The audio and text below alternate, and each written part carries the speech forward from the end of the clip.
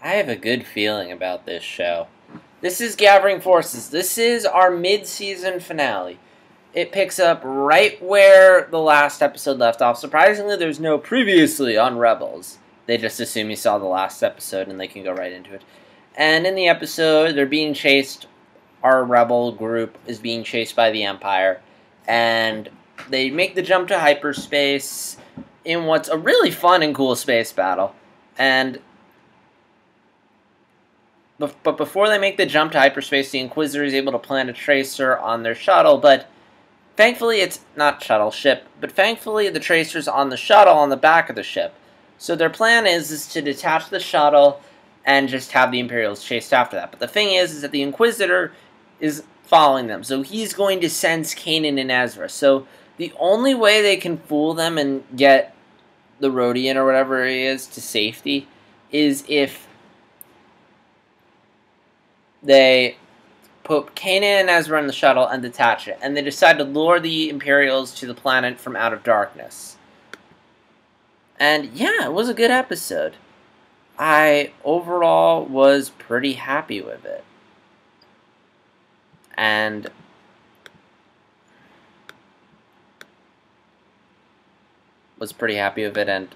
yeah, I just lost my train of thought. First off, I like how this show is not afraid to get dramatic. I mean, I was worried the show was going to be really dumb and kiddie, but it's nice to know that the show isn't afraid to have some dark moments. I mean, I don't think it's going to get as dark as Clone Wars, like Filoni even said so, but it's going to have dramatic moments, and I like that. I mean, it's Star Wars. Like, it's fun, but there's also those dramatic moments. And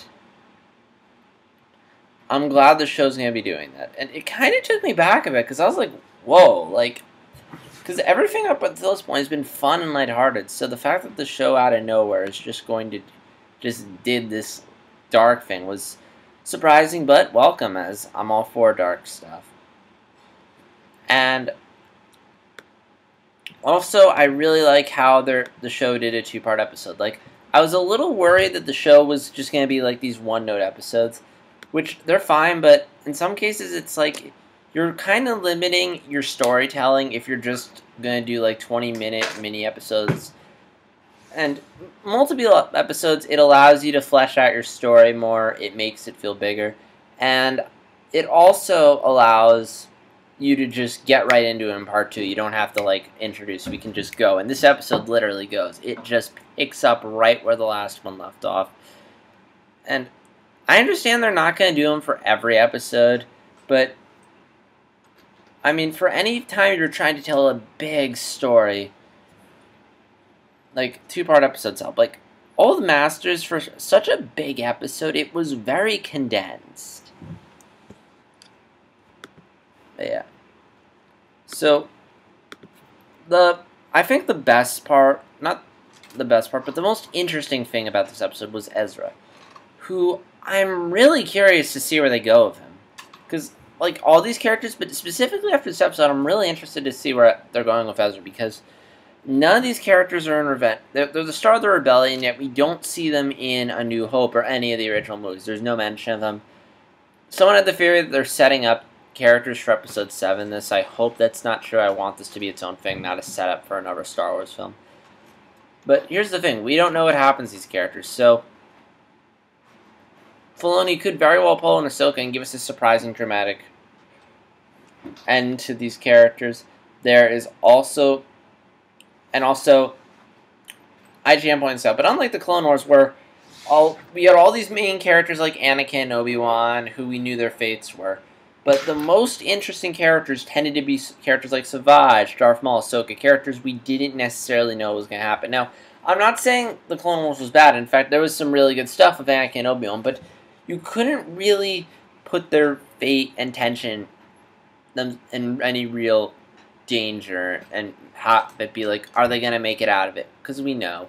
Although you could do a lot of dramatic irony, like knowing what's going to happen. Like in the Utapau arc, there was a really great moment when Anakin's like, how would you feel, Obi-Wan, if I know I failed you? And Obi-Wan's like, that's not going to happen. And there's the dramatic irony of knowing what's going to happen, assuming you've seen Revenge of the Sith. Whereas this, we don't know what's going to happen. So there's that fun. And this show really implanted the possibility that Ezra's story could take a really dramatic turn. And first off, it's very clear that Filoni seems to like his master and Padawan relationship, and it almost kind of reminds me of Anakin and Ahsoka, except, you know, it's a bit, and you have the wise, all-knowing master. Basically what they're trying to do with Anakin, except without the whining, and you have the somewhat hot-headed apprentice. It's actually a bit more like Anakin and Obi-Wan when I think about it. But I feel like, unlike Anakin, I feel like Ezra's whining and complaining. It's annoying, but they give some justification. Like, for one thing, he's young, he's a kid, he's been through a lot of shit. Like, it's a little harder for him to control his emotions, whereas Kanan, he's received a lot of training, he went through it properly. I'm going to assume he was trained at the proper age, so he knows how to let go of his emotions in a way that Ezra doesn't. And also, they give the idea that Ezra doesn't want to depend on others. He doesn't want to become self-dependent, or it's just going to make him weak. And I thought that was interesting. And oh my gosh, am I actually having an intelligent analysis about this show? Yeah, because this show's getting better. And the interesting thing is that Ezra, he's emotionally unstable, he's young, he has this side to him that he kind of can't control. Will Ezra turn to the dark side? If so, I really hope that happens. I mean, if that's his fate, awesome. But if you're going to make Ezra, but I wouldn't mind seeing Ezra go to the dark side for like a certain point, like maybe have him become the Inquisitor's apprentice, or what if he replaces the Inquisitor and is hunting them down? That would be cool. I mean, maybe it's too dark. Maybe the show won't go there. On Clone Wars, they definitely would have done something like that, just because the show went all out dark. But it does make you wonder, what's Ezra's fate? I'm predicting he's gonna die. Like, maybe he'll pull a Darth Vader, he'll fall to the dark side, then die and redeem himself. But I'm getting off sidetrack. I do like how we are seeing a bit of Kanan teaching Ezra. Although it did annoy me how, like, the conflict between them was somewhat resolved at the end. I mean, it's weird. It's like they both resolved it and left it open. I would have liked, just do one or the other. Either have, like, an apology scene between them where you're going to move past this, but they're clearly not. So I much rather would have had them end. I mean, they ended it that way, but I didn't like how they did both. I would have preferred if they had cut out the whole apologizing thing and just left it on the, ooh, Ezra might be a bit more complex than it seems. Like, he's kind of turning into Ahsoka. Like, that character, it's like, I'm still not sold on Ezra, but it's like, I'm more interested in his story than I was when we first met him. It's kind of like Ahsoka, where you really didn't like Ahsoka. I really didn't like Ahsoka at first, but as she grew, I started to really like her, although, man, did Ahsoka get awesome.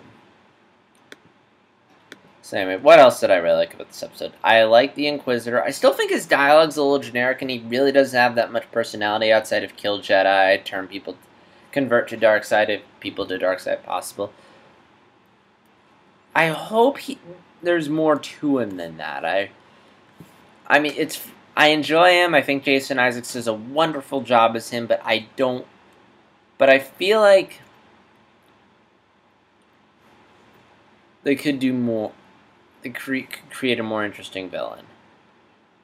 But, again, I'm not complaining too much. He is entertaining. I just, when we go from Clone Wars, where the villains they introduced, I'm not talking about the original villains, but the ones they brought in later to the show, like Savage, or when they sort of gave Ventress some depth. Like, they gave characters a backstory, a personality, more goals than outside of I am the bad guy that's going to kill the Jedi. And I hope they bring villains like that onto the show. I mean, I know it's Star Wars, but even the novel Star Wars A New Dawn, like, Count Vidian, like, he wasn't just the bad guy. Like, he had this personality, like, his obsession with, like, organization and perfection, efficiency. Like, there was a bit more to him than just bad guy.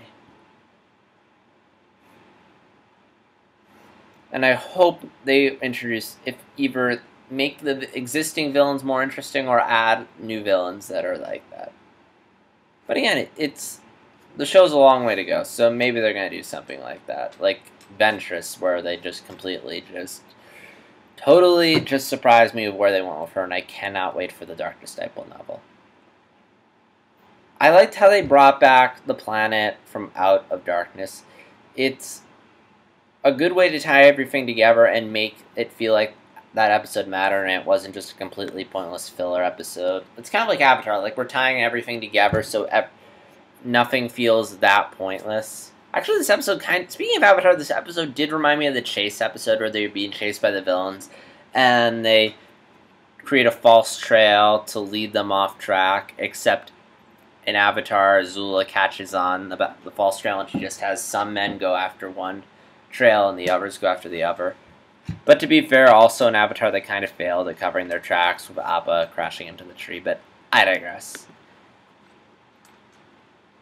So yeah. I mean, I do like how they tied everything together.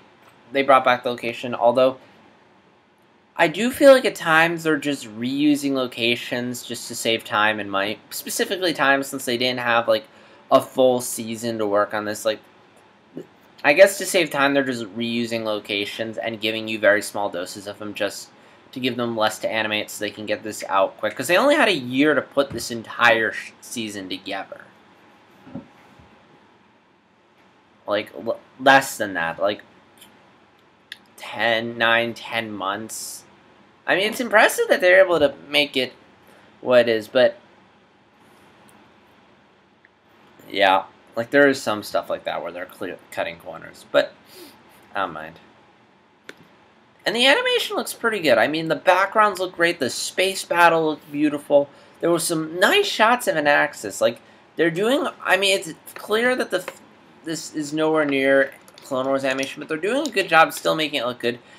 Again, the only time when I feel like the animation, it clearly shows it's not as good as Clone Wars is...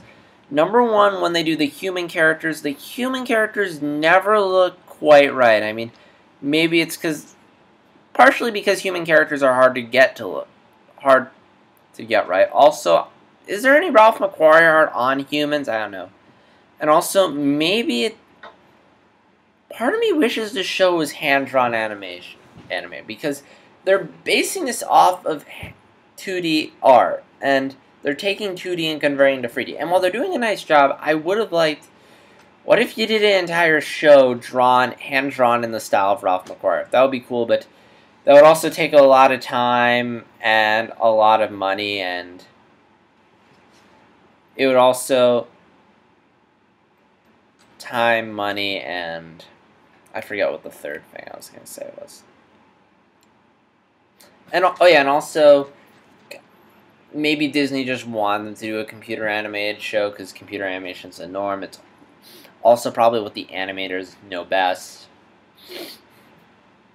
But who knows? I really hope, because they've been having some 2D bits on the show, like with the holograms and stuff, and I want to see them go further. Like maybe do certain 2D segments. Yeah, like. So yeah, the only times the animation it's not quite together, you can see its limitations, are when they do humans and when they do creatures. Those are like the two things I don't think look good. But other than that, it looks pretty good. So yeah, I'm done talking about the episode. Oh yeah, we got to see a picture of Ezra's dad, who doesn't look like, despite being voiced by D. Bradley Baker, he doesn't look like Rex or any clone, but he could have grown his hair out. And Hera does know what happened to Ezra's parents, sort of, so maybe they'll save that for a later date. If it's Rex, I'd much rather have the Filoni hold on to that until he can get a novel or a comic out explaining what was supposed to happen to Rex, because they have the remaining scripts for the Clone Wars written, and I'd much rather... And Filoni says he considers Clone Wars the unproduced stories canon, even though we haven't seen them, so I doubt he's going to do anything to contradict it, and I really hope that we get that story, especially considering I hear that it's really good, and according to the writers, a lot of thought went into it. So I'm done talking about the episode. There's one other thing I want to talk about, and I'm just going to warn you, it could be a potential spoiler. I'm going to address Fulcrum. The senator has been helping them out. There's a potential someone has claimed to figure out Fulcrum's identity. I'm going to share the theory with you. It could potentially be right. So if you're worried that if you're worried that Fulcrum, if you're worried about avoiding a possibly major spoiler, major twist, I strongly advise you don't watch this because it could very well be right. And if it is, you probably don't want it ruined for you. Alright, so sign out now if you don't want to hear this. Alright, so one thing that someone's noticed, and I noticed it too, is when you look in the credits, Fulcrum's voice actor is not listed. And that's weird. Why wouldn't they do that? And I think the biggest thing is that one thing the show seems to do is it very much wants to keep Fulcrum's identity from us a secret. And not so secret that they don't even want to reveal the voice actor. And I think the reason why someone pointed this out, and again, this is just me agreeing with a theory, restating it. So if you've already heard it, don't bother watching. But here's the thing: like maybe the reason why they're not showing Fulcrum's voice actor is because that could potentially give away who he is. Like maybe if we know who is voicing Fulcrum, it'll give away his identity. And again, last chance to back out, but someone's claimed to figure out Fulcrum's identity. And if this is truly who Fulcrum is, then it makes total sense that they're not listing his voice actor in the credits. So someone took the audio of Fulcrum and tweaked it a bit. Like they played it in higher pitches. And when they played it at a really high pitch, they noticed that Fulcrum's voice sounds significantly like Ahsoka's. And if Ahsoka's voicing Fulcrum, that would completely explain why they wouldn't put his voice actor in there. I mean, because then because if you put Ashley Ecclestein's name next to Fulcrum, you'd be like, why would they? It would be like, that sounds nothing like Ashley. I mean, unless they're modifying the voice. Yeah, and if it is Ashley Ecclestein, that makes sense why they wouldn't list her, because they're modifying her voice significantly, and if they put her name there, that would give too much away. And here's the thing. The person who messed around with the pitch of Fulcrum's voice, they messed around with it with other male characters, and their voices still sounded relatively the same, whereas Fulcrum's voice sounds significantly like Ahsoka. Like, there's this one part where it's like, it sounds a lot like Ahsoka. So there is very much the possibility that it is Ahsoka and they are tweaking the voice and they are just hiding that because they don't want to give it away. If it is Ahsoka, I really hope they hold on to that for a while. I don't want them to hold on to it too long because I don't want Agents of S.H.I.E.L.D. where we're going to draw out a mystery. But at the same time, it's like, knowing that there was more planned for Ahsoka on the Clone Wars following what happens to her at the end of Season 5. And yes, this has been confirmed. Like, Filoni's confirmed it in podcasts. He released concept art of an arc he had planned for in Season 7. I would much rather hear what they had planned for Ahsoka first. Like, and Filoni says he considers... he says the unproduced episodes have still happened, so he's not going to do anything with Ahsoka. If she shows up in Rebels, he's not going to do anything with her that's going to contradict what he had planned for her. But at the same time, it's like, given the way how we last saw Ahsoka in Clone Wars at the end of Season 5, it's like, it would be really weird if the next time we see her is in Rebels. I'd much rather see her immediately what happened to her after she left the Jedi Order. And, to be fair, they could release a novel after, if she is Fulcrum, they could release a novel about what happened to her after the reveal, but I would much rather just get it before, just because that's... When Filoni wrote those arcs, he wrote them...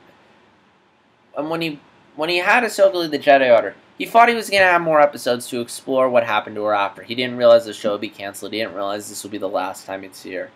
He didn't realize he'd be doing a show in the original trilogy where he'd have a chance to bring her in. So,